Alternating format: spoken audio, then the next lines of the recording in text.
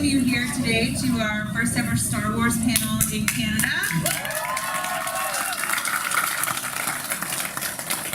We're going to go ahead and introduce ourselves. So my name is Andrea Demisio and I'm actually the Senior Brand Manager at Hasbro for the Star Wars business. Sam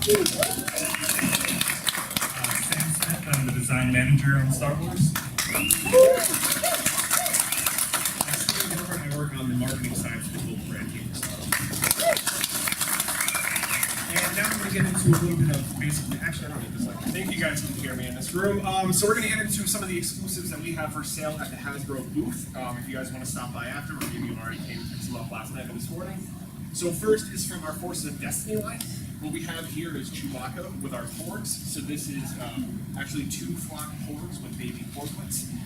And Chewbacca, and when you open up the package, they're actually packed out inside the cockpit of the Millennium Falcon.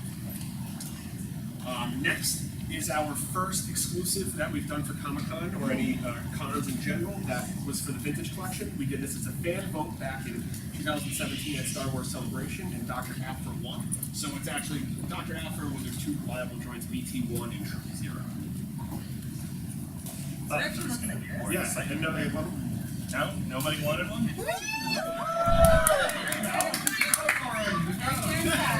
Right there in the back. Might be a little bit of a rhythm here. Thank you. Might have another one. Little side note for these 2, these are actually all signed by the lead designer from Hasbro. So we got a little bit of a little extra in there. You might want to be a little bit excited. We thrive. And why might you want to be a little bit excited? Do we have any more?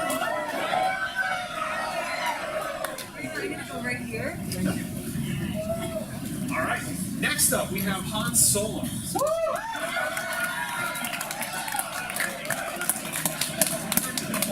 this is a version of Han Solo we haven't done before from Bespin. This will actually be available in mainline in the fall. And what's exclusive to this is you actually get a Minoc with this pack. And then when you open up the pack out, they're actually packed out in diorama sets. Yeah!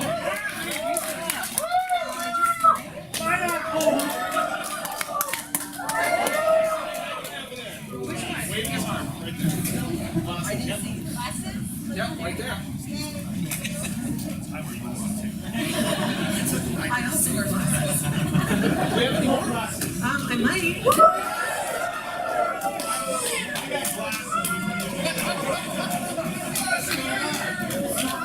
You got it. Well, let's just get the other ones.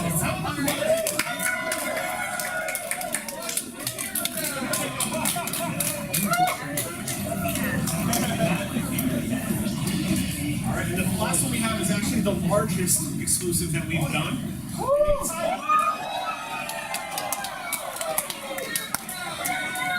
So this is an early release of our Rey center piece, and it also comes with an exclusive Battle Ravage Kylo Ren.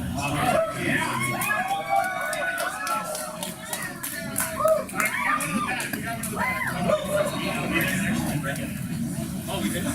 Just kidding.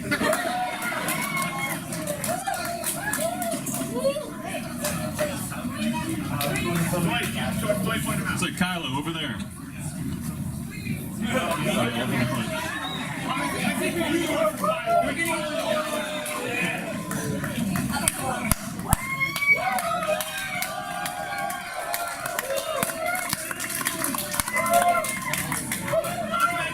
If you dance, you get one.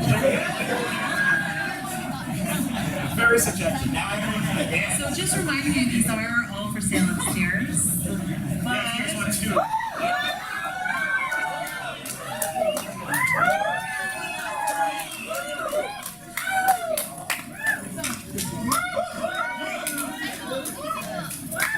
You choose.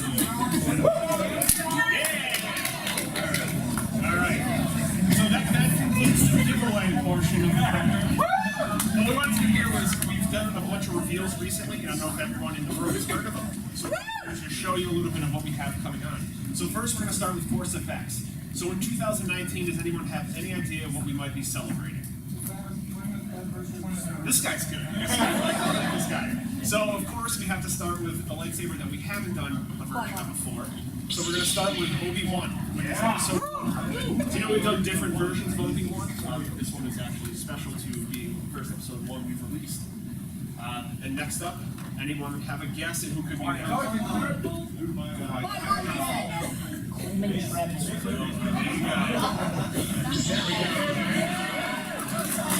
So a little known fact to this is Samuel L. Jackson asked for his own colored lightsaber, and Lucasfilm acquiesced, and thus the amethyst lightsaber that we have in the final.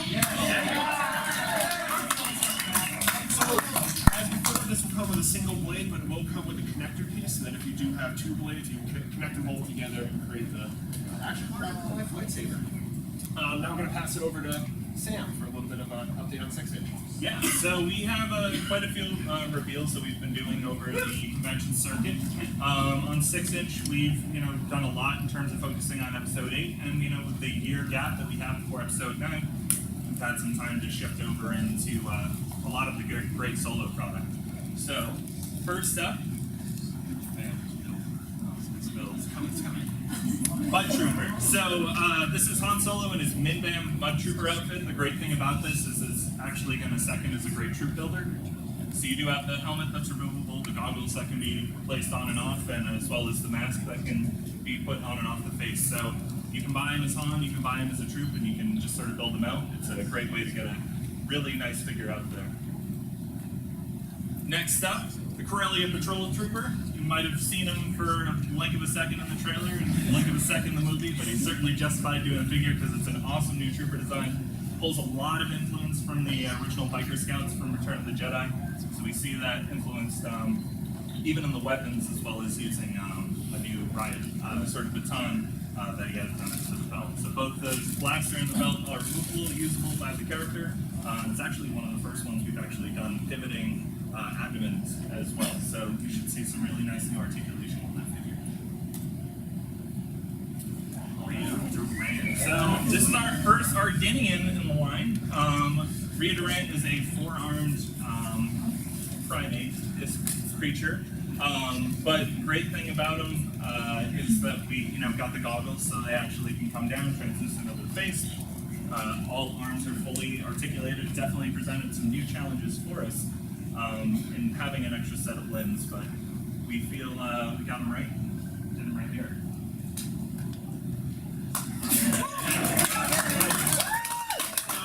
We are slowly getting through all the members of the Ghost. We're taking our time with it, so we appreciate you guys being on board for them.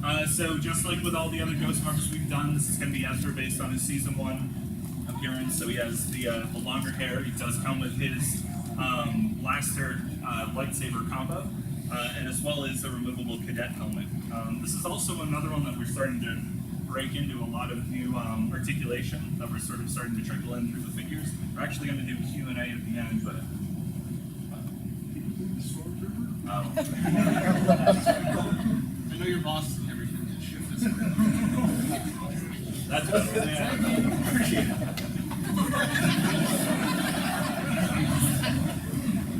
Perfect. So, Ezra is going to be one of the first figures that we actually introduce a triple barbell neck. So not only are you going to have a separate neck collar that's pivoted into the clavicle, but you're also going to have a double barbell for the head. Separate piece that's actually done for the hair. So again, really being able to maximize what we're able to do with that digital printing technology, and really have a clean deco grade line on that. Yeah. You got some excitement. Everyone's favorite astromech.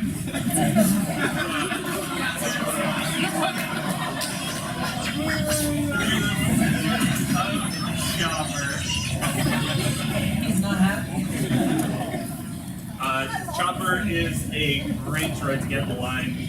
We actually went ahead and separated all the arms out as separate parts, so they all can fold back into his head as well as into his chest. You get alternating front legs, so you get the front wheel as well as being able to swap that out for the exhaust port. And then he has an adjustable stand, so you can actually pose him out into different positions on the burst. All right, so now we're going to jump into the exclusives that we also have coming in 2019. The first one we have is building off the Battlefront video game, and it's the Shock Trooper helmet. This is a Stormtrooper helmet done for Battlefront, which is available, I believe, in EB Games, so you guys will see that there. Next, we have Captain Phasma. What we have here for the exclusive is it's the first time that the baton is being included, and you'll notice too, as you can see, kind of up in the corner, the eye's exposed, and that eye is actually going to have the photoreal printing that we've been doing with a lot of the 6-inch figures lately to really help bring out those facial expressions. And next up, we have Fierce. Our next fan favorite figure, that's what we're thinking. So here comes packed out with removable armor, removable helmet, along with the pistol that he has as well. And then here from Solo, we have Malik. And with this, we wanted to take one of the cooler looking aliens from Solo and really capture him within the line. So what you'll see is that mask actually folds up and then comes back down to cover the face. And actually, next up is a really cool detail in the staff itself. Is digging off of what they did for the actual movie itself. You'll see all these different heads and bodies that are kind of rendering, and that's what makes up the staff. And the little known fact was one of the guys who designed it for the movie actually put his likeness on one of the faces, kind of stuck that way. So if you look hard enough, you might just see a guy with goggles. But cool like on there. And then finally, we have our Princess Leia. So what we did here was we built off the Hofflung and that photoreal printing. So you see, this is the most realistic Carrie Fisher Princess Leia facial expression that we've had. And actually, the one time she actually looks a little bit concerned as opposed to just angry. So it's kind of switching that up a little bit within the line. And next, we wanted to do something for the hunter. So these are the people that go out and collect, and you know the Black Series has been around now for about 5-6 years, and we launched a lot of really cool figures at the beginning, but those figures now, you guys know, they go on secondary market on eBay. We're talking for 5 to 6 times how much they cost initially coming out. So what we wanted to do was give new collectors a chance to rebuild their collections while offering something for old collectors. So we're introducing what we call Archive. So this is bringing back our most popular 6-inch figures in a timeless blister card. So what you see here is a tight release of roughly about 4 characters per season. And they're going to be our biggest one. So does anyone, I mean, he's on the screen now, so there's really no suspense there. But the first 4 we have, the first will be Boba Fett. Next up, we'll have Boss. And then, and we couldn't do this without one of the first overall character in the Black Series. So we'll be So again, this will help everybody get in at an affordable price point and really help people rebuild the lines. And these will basically only Luke for the start of this, but we'll feature the photo reel, so we give old collectors another reason to buy in for more updated deco. And then I'm going to turn it over to Sam for some vintage collection updates. Yeah, so vintage is back. We're excited. Definitely great to be back in the line. You know, it's a continuation of what it is, so it's not a matter of us necessarily going back and redoing all the figures that were offered in the vintage collection as its initial release, but it's really being a continuation and finding, the areas where it's really, beneficial for us to do advancements. So first up for the vintage collection, we're going to bring Empress Nest. So Empress Nest features soft goods cloak. She has alternating gauntlets, so she has them both in open and closed formats. You can swap them in and out. She'll include her iconic Ripper staff. Next up, we're going to bring some vehicles back to the vintage collection. We've done things like our Rogue One tank, and now we have an Imperial TIE Fighter. We have released this TIE Fighter before, but this is actually going to receive an all-new deco scheme that we haven't actually used for the TIE before. So really nice kind of gray tone, as we've seen in kind of the later uses of this vehicle.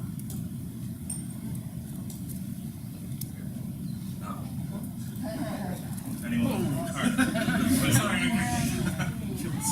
Leia Bouche. So we did her in Black Series 3 3/4, but she's never actually existed on a vintage card back. So we will be bringing her here, and this is actually where we're able to share some nice information on this.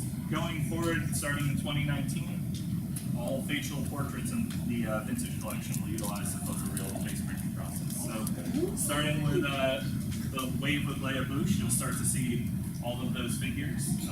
Again, doing it where it's justified. So if we have facial portraits that we can do it on, it's definitely able to bring a bit more likeness to the character. Next up, we'll be re-releasing the Scarif Stormtrooper. So again, it's not been blessed with a vintage card back as of yet. We know that this one is short packed and its initial release is a Walmart exclusive in the Black Series, so we're thrilled to get this figure back in the line. Again, definitely is a great troop builder for this Stormtrooper variant. As well as the Praetorian Guard. All new, nothing. It's re-release of the Black Series version as well. But again, soft goods cloak. It's great to be able to start getting these figures, you know, having a bit shared across all the new entertainment as well as classic. I get some cheers for this. It might be.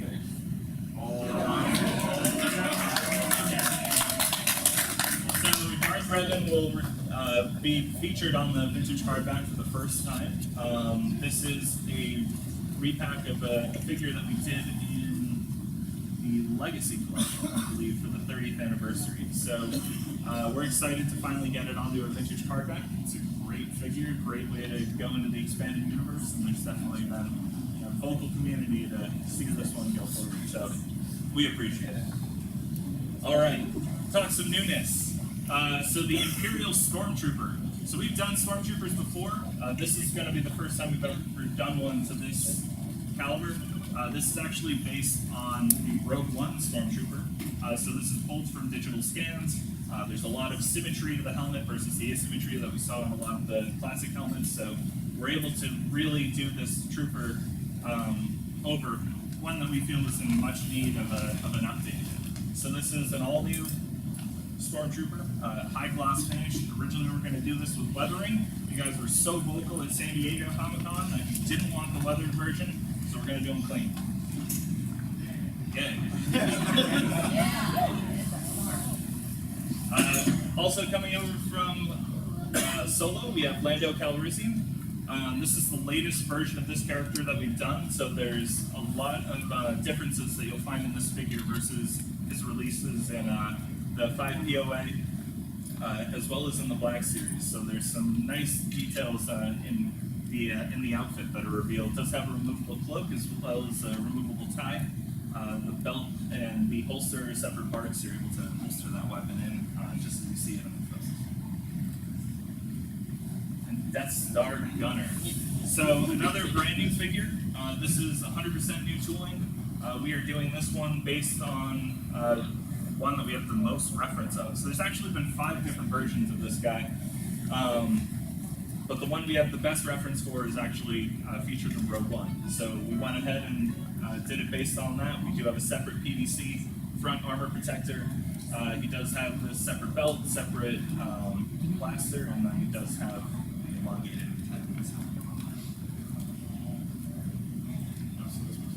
Photoreal. It's coming. It's coming. It's going to be in everything starting in 2019. Comes out with a few slides, guys. All right, so next we want to kind of take you to a behind the scenes of Black Series. So we're going to cover off a little bit on where we came from, and then Sam's going to take you through a little bit of the process that goes into the figures themselves. So the origins of Black Series. As you know, we started in 2013, which is where we're kind of digging back into for the archive collection. You see we shipped in line lots from 2013 to 2014. The line look we launched for movie in 2015 with The Force Awakens. What we heard from fans was they like seeing those numbers increase every time we reset the numbers, so we decided to, since the time, keep the 2015 version and just keep building those numbers up. We've endlessly been building that collection up for fans to really dive into. On top of that, we also did vehicles. So you see we started with, we had the Stormtrooper and speeder bike, we had, we did the TIE Fighter, which was the largest vehicle we did, and to this year we have this Nessun swoop bike, which is actually when you see that thing packed out, it's impactful, it's great, and it's very, very high detail and high quality, as expected with the Black Series. But we didn't stop just there, we have also done cruisers up to this year, where we launched the Dewback. We've had the Tauntaun, we've had the Wampa. We've been able to really capture that larger scale figure as well, that are also very crucial to the Star Wars story. And then we've also been able to dive a little bit into roleplay. Helmet, this year we launched the Vader, which has been well received, and we've done everything from, I mean, it took us 5 years to get the Vader. So we know that it's kind of untapped, and we're wondering for you guys, like, what helmets do you guys want to see? Like, what's the next one if you had your dream, what would it be? Sabine! Ooh, all right, then, write that down. Yeah, we'll take these back. And then we've also been able to do the Force Effects lightsabers, as a bunch of you now have. Also, see us at the end if you guys want the box, the stand, the instructions. We'll have those for you guys in the back. And we've also done centerpiece as well. So from there, now we'll pass it over to Sam to talk us through the process of figures. Yeah. So we've done action figures with Hasbro and Kenner for over 40 years. It's not something new to us, but it's continually something that's changing in terms of the process and the tools that we use and the techniques that we use. So something we've been blessed with the new entertainment is really being able to have those advancements in technology. So as we start to get into the later films, we're actually able to work in a really three-dimensional environment, both as these characters come off set as well as these products are actually being sculpted. So historically, we used to use traditional techniques like wax and just being able to actually do things in like polystyrene and prepare everything for physical mold and casting. Now we're actually able to do that all digitally, from a digital sculpt to a digital printing. Everything is about advancements, and we've even seen that advance with our deco. So as we progress here, it's kind of where we start. We look at costumes not just as they're seen on the film, but we do full costume turns, we do full costume breakdowns, accounting for how materials are going to fold, accounting for how materials are going to sit on top of one another, so that as we look at things like our minimum wall thicknesses for plastic, we're not just having all these stacked layers on top of the character. It's about delivering that final look that you see on the left hand of the screen, despite having all those pieces.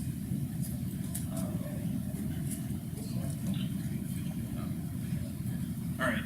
So the great thing with 3D technology is that these characters can actually walk directly off set, walk into a three-dimensional scanning booth, and we get a full 3D scan of that character in costume. But we can't just take that and output it and make it into something physical. We actually need to translate that into product. So we need to translate it for the scale that it's going to be viewed at. We also need to translate everything in terms of the articulation that's going to go there. We need to account for material tolerances. So if we're molding apart in PVC, what are the undercuts we can do versus ABS where we can't actually have any of those undercuts? So all of that has to happen from an engineering forefront as we're establishing the sculpt, which is very early on in our process. Here. So this is an example of a fully approved 3D term. So we generally work in ZBrush for our three-dimensional environment. Everything is able to be broken out into the separate parts. On average, these go down to our 3D print shop in anywhere between 40 and 110 pieces. So depending on the complexity of the character, we have a lot of individual parts that need to grow. And just so you can kind of get an idea of the detail, that's kind of the caliber that we sculpt these characters to. So although you never would get to see it at that level, there's a lot of care and thought that goes into everything in terms of the textures, how the textures are inflated, how individual stitching is inflated, so it's actually something you're able to appreciate. From there, this is an example of our 3D printed prototype. So again, that's all sort of the individual parts as we start to take them out, and we then from there assemble a cast sample. We actually grow these at 104%. So it's slightly larger than the figures that you receive, and that's to account for material shrink as it cools. So as these are actually tooled, they're tooled larger and shrink down to 100%. So a character like Luke, who is historically 5'6", 5'7", we might tool them around being closer to 5'9", 5'10". And then comes our deco operations. So we do everything in terms of working with Lucasfilm to actually spec these colors. Using the real props from the film, so whether that be taking 3D color scans or actually going to the archive and actually working with the physical props. And from our color breakdown, we can then do a physical paint master. So all of these are painted in-house. Again, it's a very lengthy process in terms of back and forth with Lucasfilm. Every stage has to be seen and quickly reviewed in hand by them to ensure that everyone's kind of working with the latest reference and that everything matches in terms of details. Then, in the case where we introduce soft goods to the character, we take that through to our soft goods department. Our soft goods designers, again, work closely with the reference to make sure that we're matching the material, but we can't just match the material for how it looks in the film. We have to match the material how it looks in the film scale to a 6-inch figure. So definitely in terms of not only the capturing the textures that are actually on the soft goods, but we also have to be mindful to how the textures are actually going to fold. So the weight of the material, the thickness of the material, that's not going to bunch up and stand over the character, so that we really get the desired look as it matches the entertainment. And so this is the kind of final shot of the character there.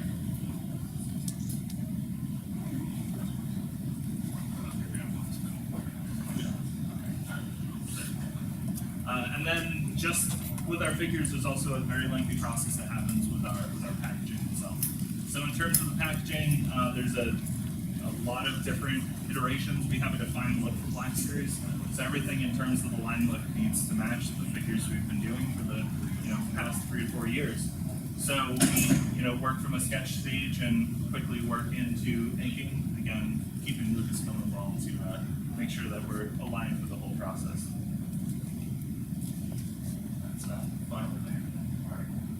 So, this is a great room. We've had a bunch of you guys lined up for an hour ahead. We had people that couldn't make it in. Couldn't be more humbled by you guys coming out to do this. So I figure it's time we give you guys a little something special for waiting in line and being here. So what we have is some exclusive reveals, especially just for you guys. Outside of us that's going to be seeing these figures that are going to be coming to the line. So, all right, I like it. So we're going to start the vintage collection. So here we go. Does anyone have any guesses? All right, you guys.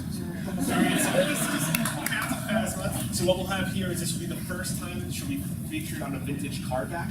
So we'll be having this in a 3 3/4 inch line. So that will be coming in 2019. And then we'll hand it over to Sam for. That one was kind of a giveaway. Let's do one a little bit new. Anyone have an idea what this is? Oh, Dameron. Solo.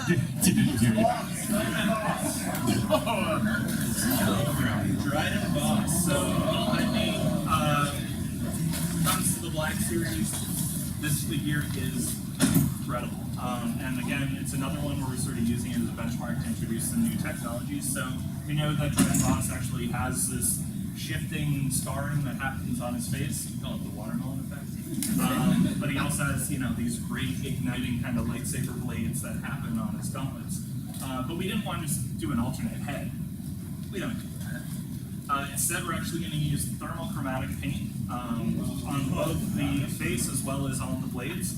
So as you actually introduce it to temperature change, you'll actually have the scarring on his face change in and out, and on the blades, you'll actually have that red ignite on them.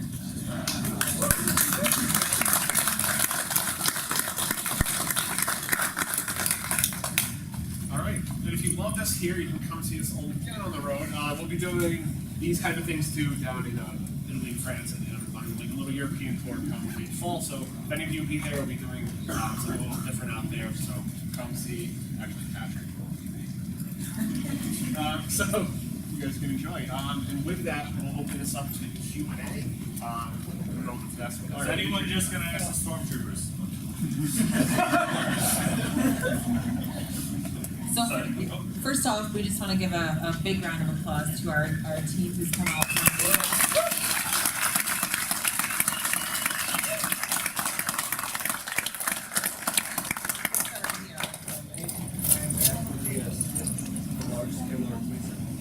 I would hope so. But it would be the same process, that same green room.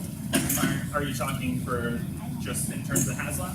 Yeah. Yeah, I mean, HasLab was a success. Yeah. So Thank you to everyone who bought that surge at the end. Anyone in this room buy one? Yeah. Anyone? Yeah. All right. Anyone buy two? Only one? Yeah. That's trademarks, please. Yeah, there's definitely I hope to continue. Yeah, I mean, it has been a success. We're always looking for what that next fan initiative that we can do and kind of be able to offer that direct to consumer process. So we're constantly looking for new ideas. And there's definitely plans to move forward.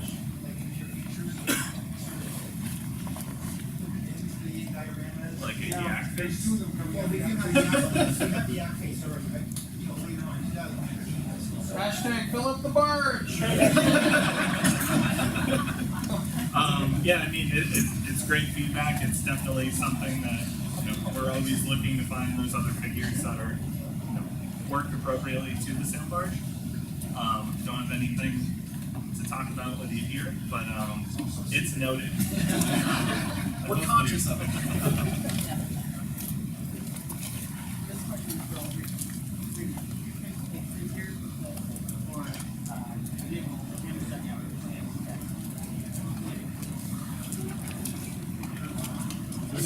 This is our right of time. All right. Have you got it? I have two. So in So terms he'll of take one for me. in terms of a super articulated figure, I love Rogue One and the aliens that introduced. So I would love to get like two tubes or Sarko Plank in terms of a super articulated figure there. Looking at big characters like Senna or Moroff, or even like the big red droid that you see outside of Mars's castle, but then you see in white inside of the droid in Cobalt and Solo. But that's just me. If I was to get my corporate answer, it'd probably be like, yeah, sure. I don't know. I think if we did a big ass Rancor, I feel like we had that.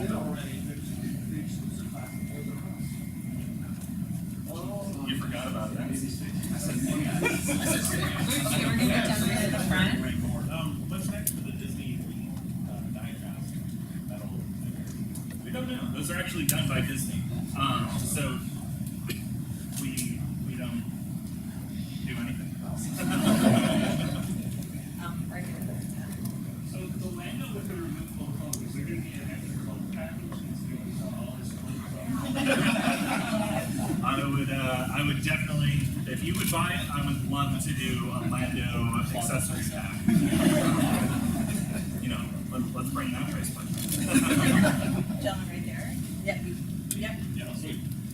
So are the 6-inch vehicles, are we going to get some love too? Maybe, not a huge vehicle, something like Ghost! And possibly tie in with a Zeb figure coming out. Ghost is big. It's actually bigger than the Millennium Falcon. So for those of you that bought the TIE Fighter, there might be two? Okay. Six-inch chicken walker. ATSD. All great recommendations, except for the Ghost. It's not a good recommendation. I like Zeb. We're not going to do a Ghost. We have someone down in the front here. Yep. It is the one lightsaber. What have you guys got planned for Heir to the Empire and the Dark Empire 30th anniversary? The big thing is in terms of what Disney considers canon. So unless it's been, Revan was a great example where it was something that was pushed out. Everything in terms of KOTOR was no longer, acknowledged by Disney, but because it was the fan choice, that's how we can kind of look to get some advancement there. So if you guys are vocal enough that that's what you want, let us hear it. The reason I asked is, released this, one of the 6-inch version of Rod. Yeah. I just want to, if that was from Heir to the Empire. The big thing there was having the Rebel support, so especially in terms of that pack and also in terms of the accessories, it was accessorized as that character. Because it puts them in a completely different timeline to have it, up the power. I have two questions actually. So there's been the orange line, blue line, and red's been the longest. Do you have plans to change that up besides the new archive free pack? Currently, no plans to shift the lineup. So they will still be, whatever's Everything coming you've out will seen be that still we've be announced will red? carry through that red Okay. lineup. And then do you guys have plans for Resistance and Clone Wars? The Clone Wars? Anything that we can do entertainment-wise, we have some things planned, and we're always looking to incorporate that into the line. Where that is, there's probably more that we can share at a later.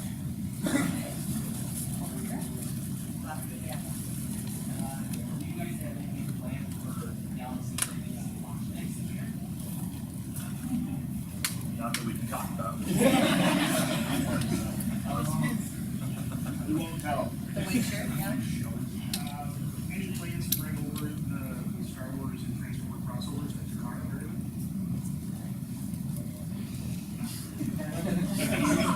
That looks like a loaded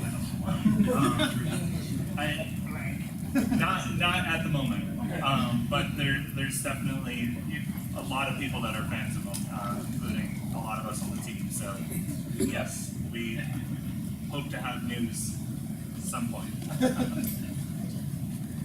Hi.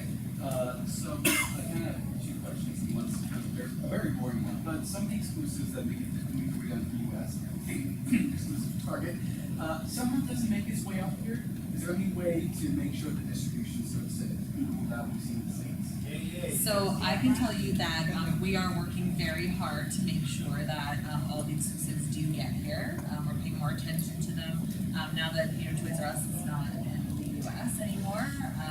So we'll get a little bit more love for those Target exclusives. Nice.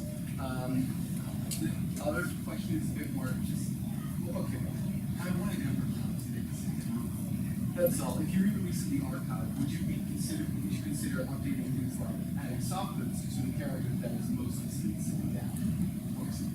So with them being re-releases, there's some limited stuff that we can do to the figures in the archive packs. So with things like Deco, where it's still a continual part of the process, anything that involves new tooling or new soft goods or something wouldn't be slated for that.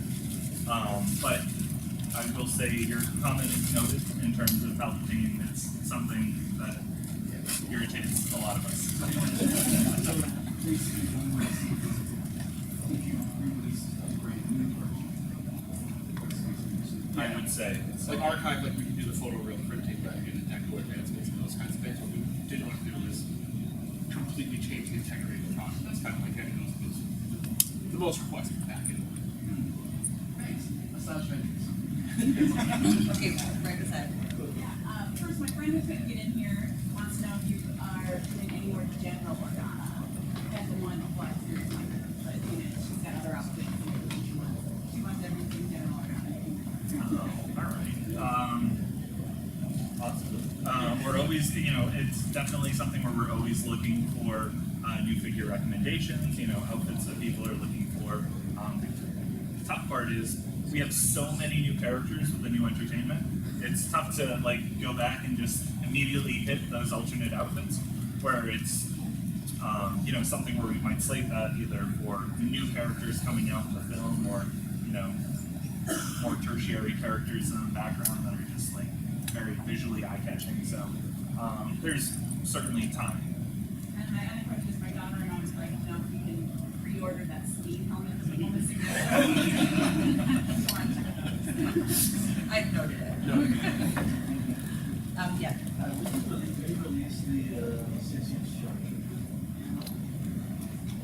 With that one having been that you're talking about the Battlefront exclusive, there's currently no plan to do that. But there's always certainly an opportunity as far as usually in terms of exclusives, something like that where it's an exclusive Deco treatment, it was given exclusivity to a specific retailer. I don't think that that's necessarily a one and done trooper. It's definitely something that could definitely rear its head in entertainment. Yeah. A gentleman at the back of the hat. Yeah. Can you bring back double joint elbows like what you did on Farm Boy Live? I didn't hear double joint elbows. So double jointed elbows, it's an interesting place because so as we sculpt them, it's really just a matter of finding it where it's warranted. So with Farm Boy Luke, he had a soft goods shirt, so you'd never see that. But in terms of double jointing, it's what we found on Star Wars. It's not the prettiest joint, but we get everything in terms of an actual.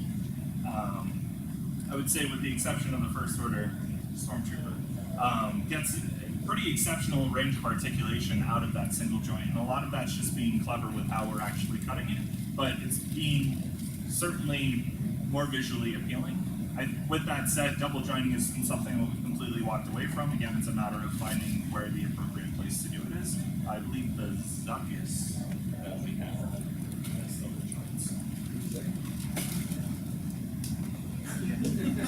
We don't know right now if that one's coming to Canada. We're actually still trying to work on that. So I knew that was coming. We've actually put some calls back in as of yesterday to see, oh yeah, look, they just left me. To see what we can do for you guys on that one. So no promises, but we are looking into it. Maybe the US will share some info. We'll find out.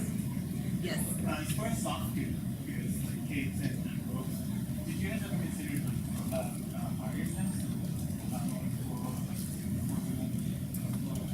We have. There's a lot of labor associated with it, especially having something where that's piped in and then having a stitch that's not, either, especially for the front, that often ends up double folding the material, which means now the forward-facing part of the cape is substantially more bulky. So it's tough at the scale to do it right and to keep the cost of it down, but it's definitely something we haven't stopped considering where to put. The gentleman in the corner. Are you able to tell us the picture reveal you just gave us for Fastbot and Dryden with the numbers they're going to have in the series? As well? We do not have the numbers for that. There will be mainline comics. Two things. One is to compliment you guys with the diorama with Ray and Kylo's awesome dioramas. Suggestion maybe? Maybe Ahsoka Tano versus Darth Vader.